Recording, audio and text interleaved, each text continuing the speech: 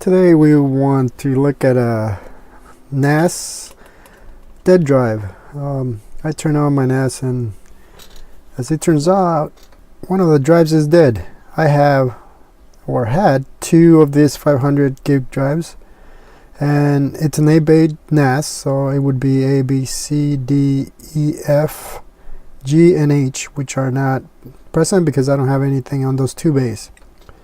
However, I noticed something pretty interesting. My NAS actually goes the other way around. It starts at the bottom and the numbering goes up.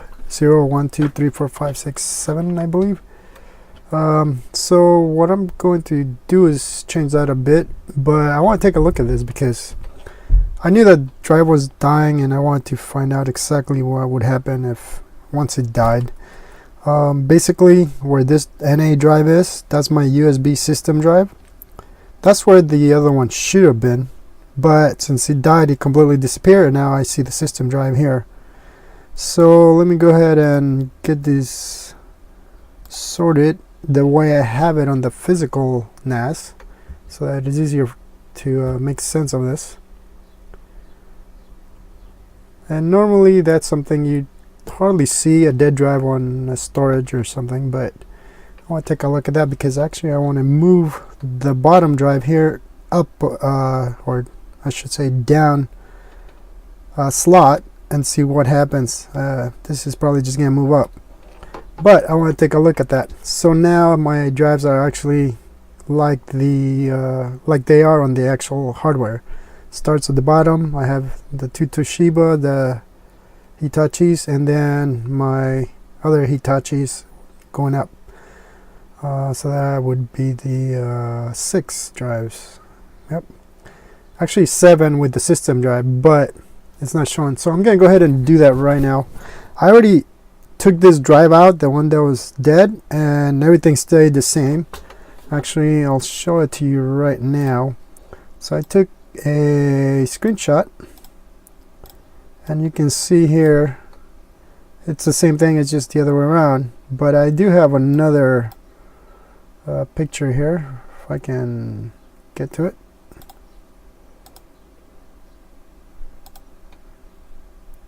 Yeah.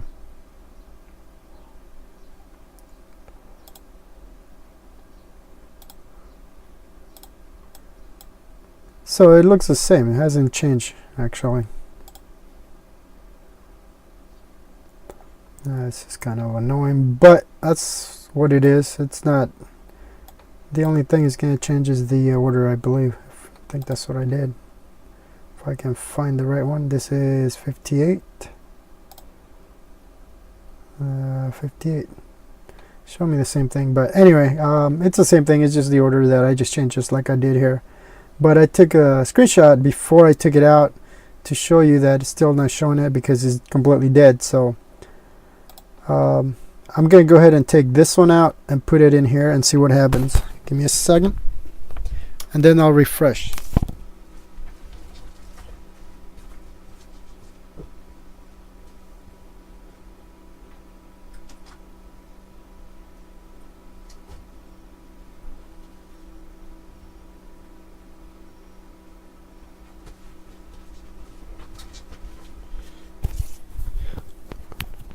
So to show you, I just took the drive out and I left it out. Let's go ahead and reload. Yes, and see what happens. I shouldn't see anything right now.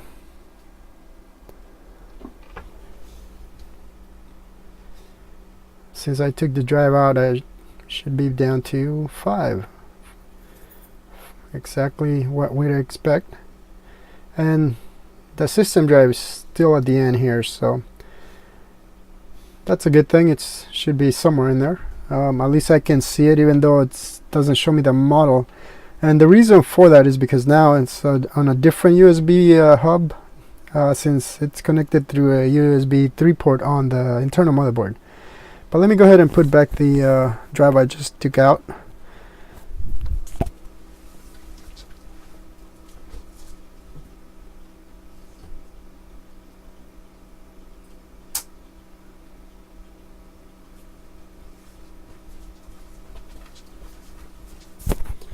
Alright, drive is in.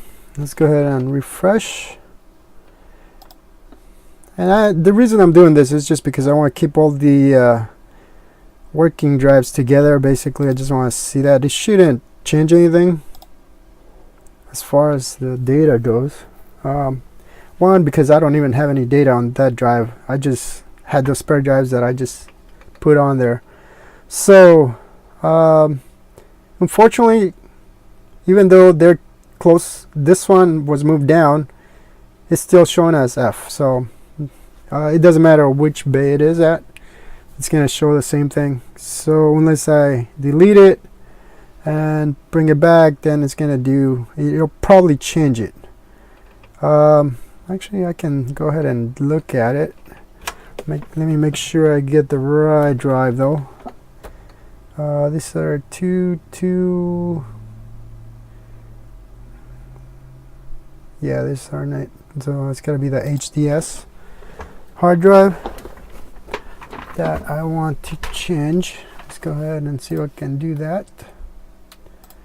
I think that's going to be under physical disks, HDS.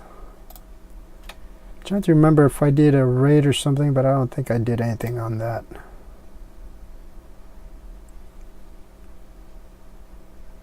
So when I added them, I guess it just put them that way. No, I don't remember, to be honest. It's been a while, but let me go ahead and check something here. Scan.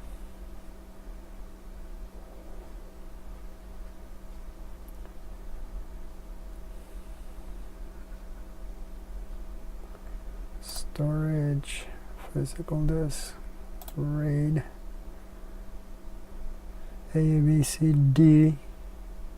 So I do have a RAID on just those, not the other one. So I don't need to go there.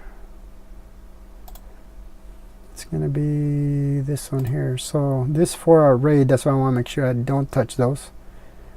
But I want to, let me go ahead and wipe this one here,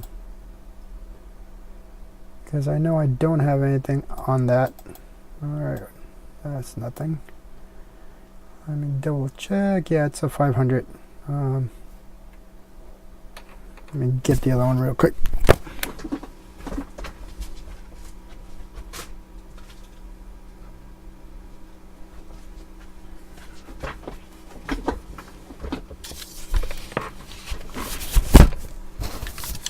I want to check the serial number quickly here.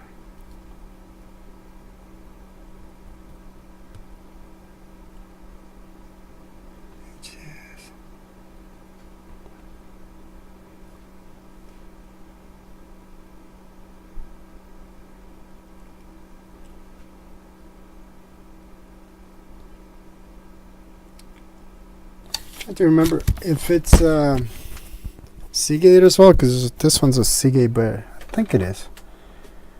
Anyways, I know it's a 500 because I have the 1, 2, 3, 4 terabytes on that. So we checked it. Let's go ahead and wipe it. So you really got to be careful as to which one you're changing here. I'm gonna do quick, just because I'm not doing anything with it. I know there's nothing on there. Let's go ahead and scan.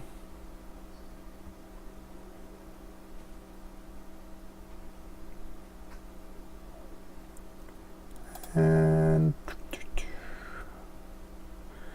physical disks.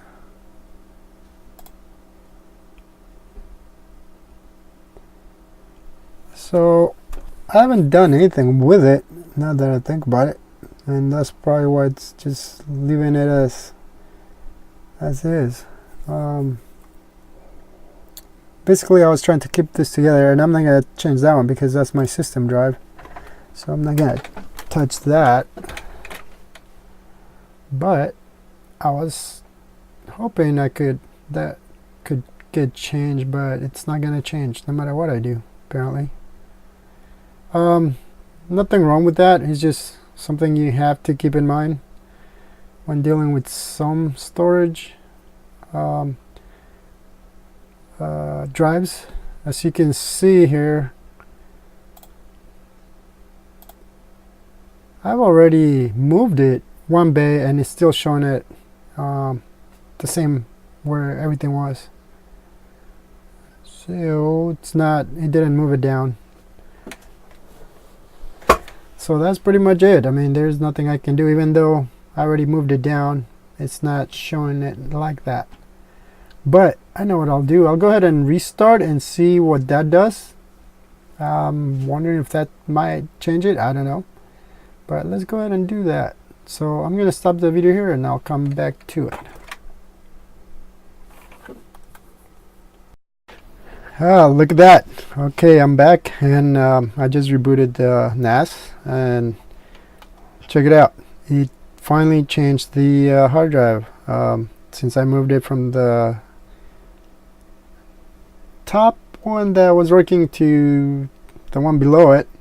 So now I have them back in order. So 1, 2, 3, 4, 5, 6. Should be 5. Let's see.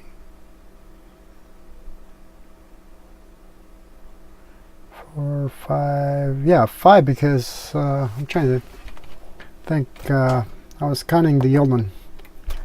But anyways, so it does work. You just gotta reboot, and then the system will see it physically where it is.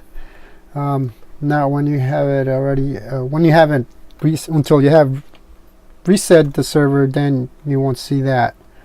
But that's kind of cool. At least now it's in order, and I also was able to change the order here so that I can match the server, or the physical server, since I can't change it. Well, I can't change the cables and all that, but it's a lot easier to just do this. And since the other one starts on the bottom, this one starts on the bottom, and I can use it this way, so it's easier for me to remember what's what. Not a big deal, but it's kind of nice. One thing I did forget to mention, that I think the model may not be showing on the system drive here because it's an all ID drive. I do have a serial ATA drive that I don't remember where I put it, but I can put another one on the system drive. Although it's working, as you can see, everything's fine here, so I haven't bothered to do that. I did change the cable, and this also changed. The old one did allow that information through, but anyways, that's just not a big deal. I can still see the drive's fine. It's a 60 gig drive. It's an old drive, still works, so that's why I'm using it. And this I hardly use. I turn it on every blue moon to make changes on whatever I need, but that's pretty much it. So you can change the drive bay and then reboot, and then it'll show it in the correct slot, which is nice. So I had it on for, I don't know, half an hour to an hour, so it hasn't been too long. But as you can see, you can now see the temperatures are pretty close. It's actually cool outside, so that also makes a big difference if it doesn't get too hot in here. But I kind of wanted to show you this, especially with a dead drive, which basically disappears from your system once the drive died. So that's kind of one of those things that even though the light was on the hardware, it was completely gone here. So that might take a little while to figure out which one it is. If your drive is on there and it's, you know, the hardware is on, but you don't actually see it here. So, you know, that's one way to find a dead drive, I guess. It's gonna be pretty hard to do since this got moved to that spot where the old drive was. So, yeah, that's one of those things. That's interesting. You would think you have a red flag or something else, but no, that's pretty much it. It just disappeared from here, and that was it. So maybe there's a better way to change the software here, where you can actually see which drive and still see the drive, but I don't know, or something connected.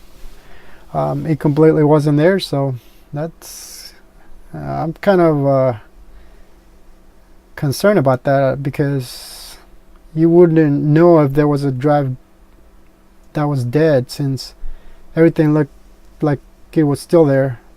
So yeah, that would kind of confuse anybody. And if you didn't know what you have, or if somebody else was using that system and then you came in and look at it. So I guess that's why I wanted to also show this, because I didn't know what it would do. So anyways, that's pretty much it for now. Maybe when I change the hard drive on this, if I ever need to, I'll go ahead and make another video. But for now, everything's been working fine. But this is something that you normally don't see a lot, where a hard drive dies on you, and then all hell breaks loose if it's one of your array drives, because then you gotta get another one. In this case, I didn't have to, since I'm not using it. As you saw, it's just a spare drive that I have on there. I haven't done anything with it, and so right now I just have that spare drive there, and I'm using the RAID here. And as you can see, they're all different sizes too, so you can definitely do that. It's just what I had, and then just what I got. I didn't want to get a whole bunch of big ones just because of the price ranges, but it was just easier for me to do this, to match the old NAS and pretty much transfer all the information from the old one to this one. So there you have it, a dead drive on your Open Media Vault, and this is what you will see.